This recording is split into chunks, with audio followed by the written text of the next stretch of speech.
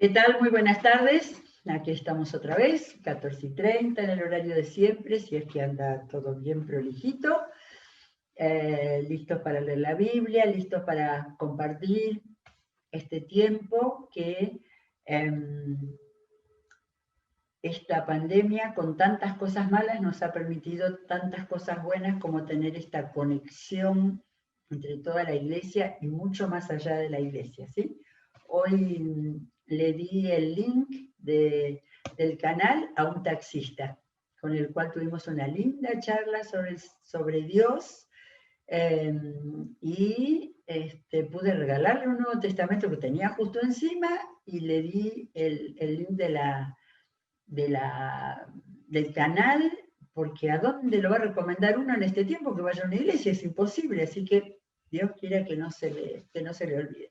Así que tenemos que estar muy agradecidos por todo esto que el Señor nos ha abierto de puertas, como sabemos, inimaginables, ¿sí?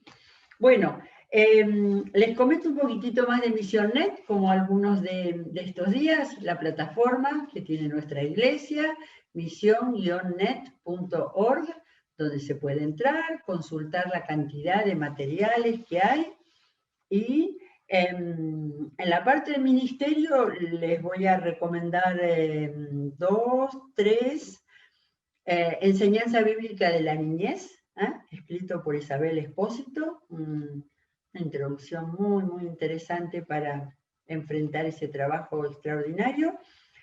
Otro, Adoración Transformadora, ¿sí?, de nuestro pastor Sebastián, junto con Ezequiel Rossini, el pastor tan querido por la iglesia también. Y después, sí, presentar, porque no hemos tenido posibilidad de presentarlo a toda la iglesia, el adulto mayor y su potencial, ¿sí?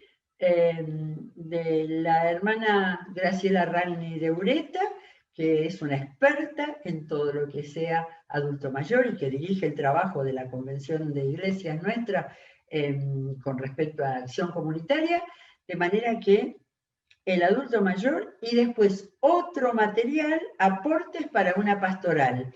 Y dentro de eso hay varias distintas formas de trabajo con adultos mayores, y uno de los, digamos, capítulos, porque no es muy largo, es sobre el trabajo de los adultos mayores de nuestra iglesia, escrito por Sandra González y Sigrid Contardi. De manera que hay muchas cosas, meterse, mirar y después elegir lo que uno tenga interés de hacer. Muy bien, volvemos al apóstol Pedro. Vamos a ver si terminamos hoy esta vuelo de pájaro, no estamos leyendo profundamente, hubo algunas partes que dejamos para hacer más rápido, igual nos lleva 3 días, y estamos en el capítulo 4.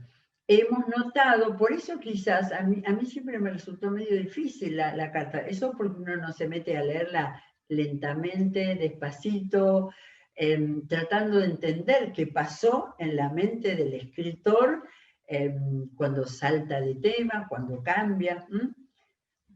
El capítulo 4 tengo acá en mi Biblia el titulito ese agregado que dice, viví el ejemplo de Cristo. Así que vamos a ver qué es lo que dice. Acordémonos que hay una línea que atraviesa, que es el sufrimiento, lo principal en la pastoral del apóstol Pedro para los hermanos a los cuales se escribe, y lo otro es la alegría en el sufrimiento. Y acá lo vamos a encontrar en el 4. Por tanto, ya que Cristo sufrió en el cuerpo, asuman también ustedes la misma actitud, porque el que ha sufrido en el cuerpo ha roto con el pecado, para vivir el resto de su vida terrenal no satisfaciendo las pasiones humanas, sino cumpliendo la voluntad de Dios. Toma un poquito la idea del bautismo del capítulo anterior, pero interesante esa idea de, con el cambio de vida, con haber dejado lo que él llama las pasiones humanas y cumplir la voluntad de Dios, hay un cambio en el cuerpo. Pues ya, versículo 3, pues ya basta con el tiempo que han desperdiciado haciendo lo que agrada a los incrédulos. y Pedro no se guarda nada, miren. Entregados al desenfreno, a las pasiones, a las borracheras, a las orgías, a las parrandas y a las idolatrías abominables. Marcando bien claro, estas son las cosas que ustedes dejaron de la vida anterior. A ellos les parece extraño que ustedes ya no corran con ellos en ese mismo desbordamiento de inmoralidad y por eso los insultan. Volvemos acá a percibir que está tomando nuevamente el tema del sufrimiento por la oposición. Pero ellos, los que han seguido esa vida, sin seguir a Cristo, tendrán que rendirle cuentas a aquel que está preparado para juzgar a los vivos y a los muertos. Por eso también se les predicó el Evangelio aún a los muertos, para que, a pesar de haber sido juzgados según criterios humanos en lo que atañe al cuerpo, vivan conforme a Dios en lo que atañe al espíritu. Casi una mención a eso del capítulo anterior que habla que no hemos entendido, y no nosotros lectores comunes, sino los que han estudiado, porque hay varias teorías y ninguna con demasiada claridad qué quería decir eso, de qué manera sucedió eso, pero si el Señor lo hizo, bienvenido será. Retoma Pedro, ya se acerca el fin de todas las cosas. Entonces, y ahora va a hablar de lo positivo, ella descartó todo lo negativo, así que para orar bien, si no pesco esta primera expresión, no puedo retomar bien lo que sigue. Para orar bien, manténganse sobrios y con la mente despejada. Yo no sé si tiene que ver eso con las borracheras que hablaba antes, o con dormir mal, o con tener una vida poco disciplinada. Para orar bien, manténganse sobrios y con la mente despejada. Y sube otro escalón más. Sobre todo, ámense los unos a los otros profundamente. Profundamente, o sea, mucho más que de verdad, profundamente. Porque el amor cubre multitud de pecados. Yo a menudo pienso que este versículo era de Santiago. Santiago tiene varias expresiones muy parecidas a estas y algunas las anoté. Pero el amor cubre multitud de pecados. Eso para todas las relaciones interpersonales es importantísimo. Y acá vienen consejos. Practiquen la hospitalidad entre ustedes sin quejarse. Nada de hacer cosas así más o menos. Cada uno ponga al servicio de los demás el don que haya recibido, administrando fielmente la gracia de Dios en sus diversas formas. Esto me hace acordar al apóstol Pablo en Primera de Corintios, en Efesios, cuando habla de los dones. No dedica mucho tiempo, pero van a ver que hay dos cosas concretas que dice, y se está refiriendo al mismo tema de los dones. Repito, cada uno ponga al servicio de los demás el don que haya recibido, administrando fielmente la gracia de Dios en sus distintas formas. Ese don es gracia de Dios, es regalo de Dios, y acá habla de las distintas formas. Y da dos ejemplos. El que habla, hágalo como quien expresa las palabras mismas de Dios. Así que acá entra el que predica, el que enseña, pero el que le habla del Evangelio, cualquier persona, el que contesta una pregunta que se le haga en el plano espiritual. Así que dice, el que habla, hágalo como quien expresa las palabras mismas de Dios. Dice un montón de cosas, ¿no? No hablar a la ligera, no hablar sin pensarlo bien, orar cuando uno va, por supuesto, predicar, enseñar, pero cuando uno va a tener una conversación, pedir al Señor la dirección, hágalo, expresa como quien expresa las palabras mismas de Dios. El que presta algún servicio, acá habla del otro don, el que presta algún servicio, hágalo como quien tiene el poder de Dios. Así que en las dos cosas está diciendo no lo hagan por ustedes mismos, no lo hagan confiando en su capacidad, en su sabiduría, porque el que hace algún servicio, cualquiera que sea, cualquiera, hágalo como quien tiene el poder de Dios. También dice un montón de cosas para presentarlo en un grupo y discutirlo. ¿Qué quiere decir? O sea, que lo que yo voy a hacer va a servir, va a demostrar el poder de Dios, pero también es que yo tome ese poder de Dios para que eso que se haga como servicio se multiplique, sirva de testimonio, etcétera, etcétera. Esto es lo que tiene la Biblia, ¿no? Que en tantas palabras hay un montón de rico significado como para no leerlo de pasadita, sino extraerlo y pedir al Espíritu Santo que nos hable. Yo me voy a fijar muy bien. El que presta algún servicio, hágalo como quien tiene el poder de Dios. De repente hasta puede ser ayudar a alguien que tiene una bolsa pesada y decir te ayudo y se la levanto. El poder que hay detrás de ese servicio, porque es un don de Dios. Así Dios será en todo alabado por medio de Jesucristo, a quien sea la gloria y el poder por los siglos de los siglos. Amén. Cuando hay así un estallido de adoración, de exaltación al Señor, yo pienso, bueno, él capaz que dijo, acá termino la carta, ¿no? Y después al día siguiente siguió un poco más. Aquel está alabando a Dios con todo eso que ha dicho en todas las últimas líneas, pero fuera lo que sea, está nuestra capacidad de interpretar, es lo que Pedro sintió dice, así Dios, quizás es eso, por todo lo que se habla, por todo lo que se sirve, que todo eso sea Dios alabado por medio de Jesucristo. Bueno, falta el último párrafo largo del capítulo 4, versículo 12. Vuelve con el tema del sufrimiento. Creo que era muy importante para él estar dando esa enseñanza en este momento. Queridos hermanos, no se extrañen del fuego de la prueba que están soportando como si fuera algo insólito. Lo de fuego de la prueba lo habló al principio, cuando hablaba, ¿se acuerdan? Del oro y de todo eso.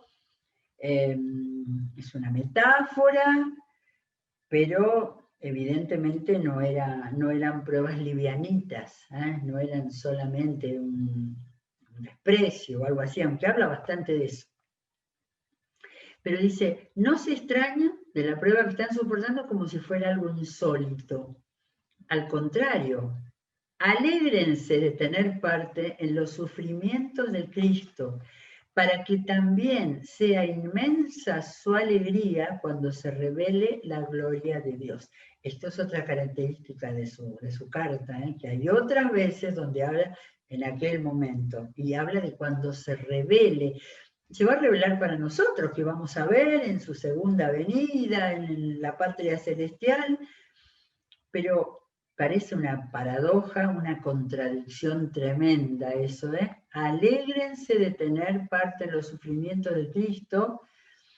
Pablo también hablaba de esto en alguna de sus cartas, no me fijé para hacer la comparación, pero porque Pablo también decía como de tener parte de los sufrimientos, no, ustedes también, él también, no, tener parte de los sufrimientos de Cristo.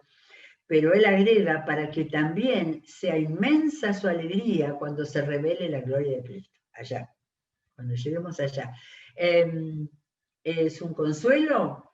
No es un consuelo, es una esperanza, que es otra cosa.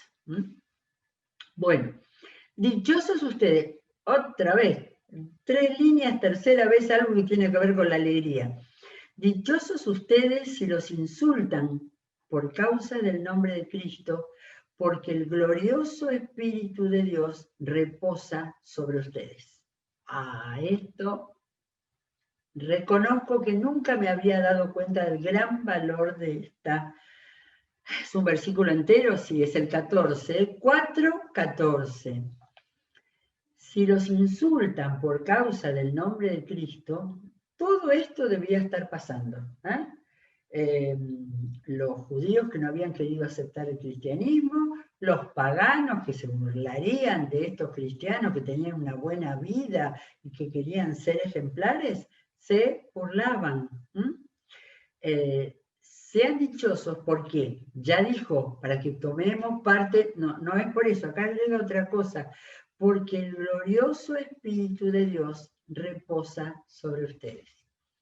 Y esto uno lo puede leer como parte de la palabra, de la enseñanza, pero creo que tenemos que pensar en que cuando estamos enfrente a la oposición, cuando estamos enfrente a todas las cosas que están pasando en nuestro mundo en oposición a Dios y a la enseñanza de Dios y a la palabra de Dios, de manera de meter ideologías que niegan a Dios, a la creación de Dios, al género humano que Dios creó, que no nos olvidemos que el glorioso Espíritu de Dios reposa sobre nosotros.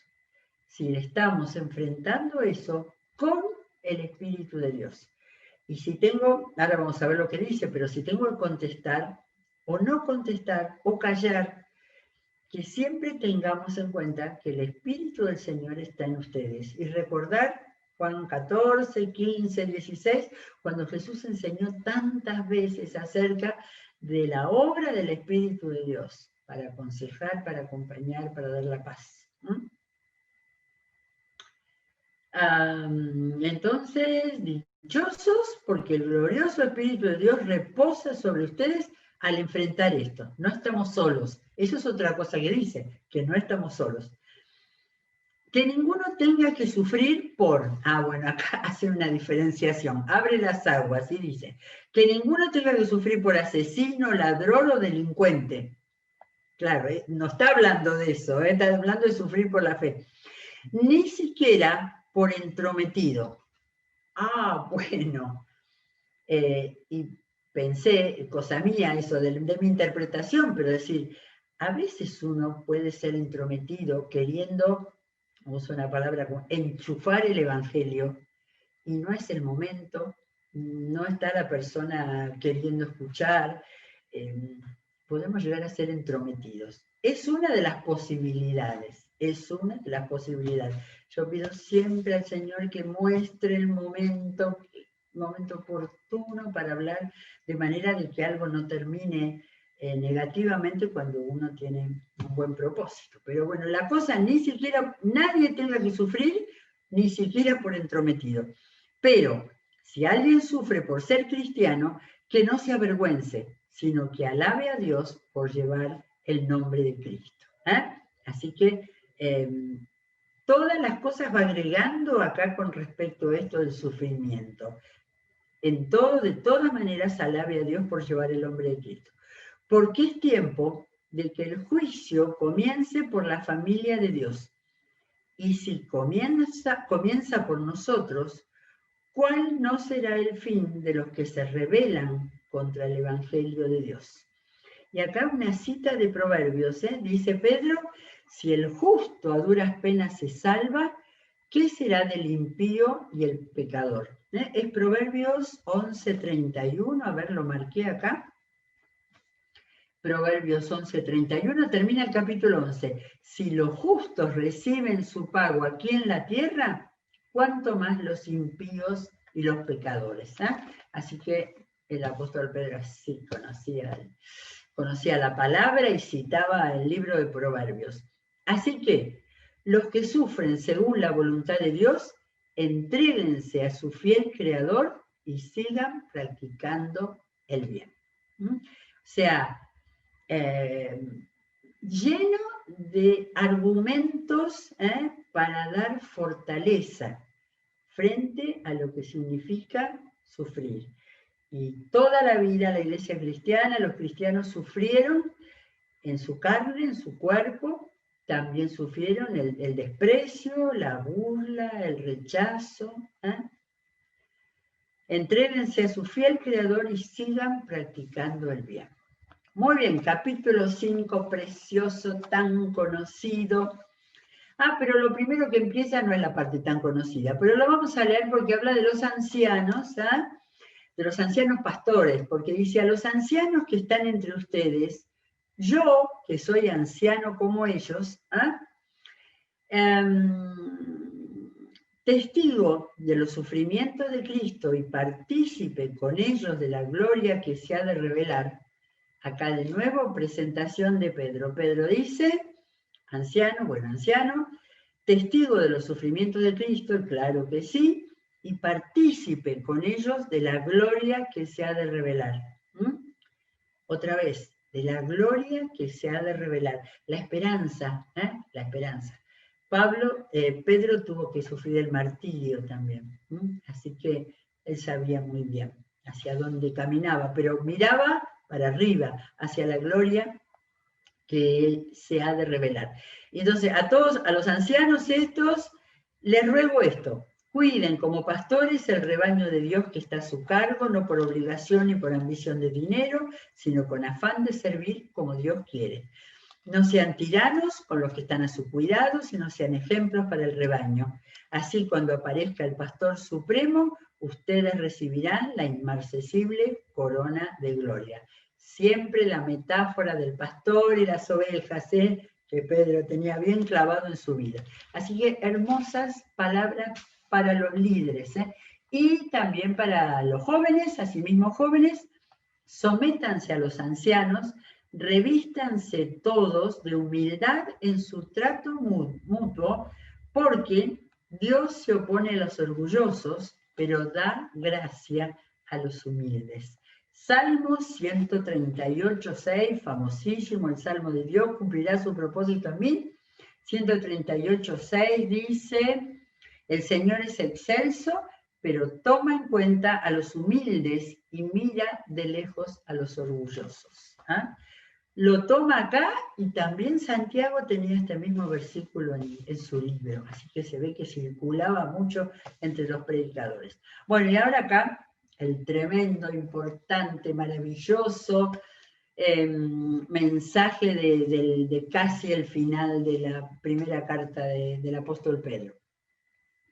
Sigue, no corta, sigue con eso de que da gracia a los humildes, porque dice en el versículo 6, humíllense pues bajo la poderosa mano de Dios, para que Él los exalte a su debido tiempo. Cada una de estas frases, cada una tiene un contenido tremendo para analizar, pensar, orar. Así que primero, humíllense sabiendo que Él los va a exaltar, ¿sí? Y bajo la poderosa mano de Dios, ¿sí? No es una humillación así superficial, no, tener en cuenta que es bajo la poderosa mano de Dios. Depositen en Él toda ansiedad, porque Él cuida de ustedes, ¿no? Porque Él tiene cuidado de vosotros, la que uno tiene en la cabeza por la Reina Valera, porque Él cuida de ustedes. Depositen toda la ansiedad. No le está hablando a una iglesia feliz y tranquila, le está hablando a hermanos que están sufriendo por persecución. Así que en cualquier situación, depositen toda ansiedad porque Él cuida de ustedes. Un montón de cosas concretas. Practiquen el dominio propio y manténganse alerta. Esto es muy importante por lo que va a decir ahora.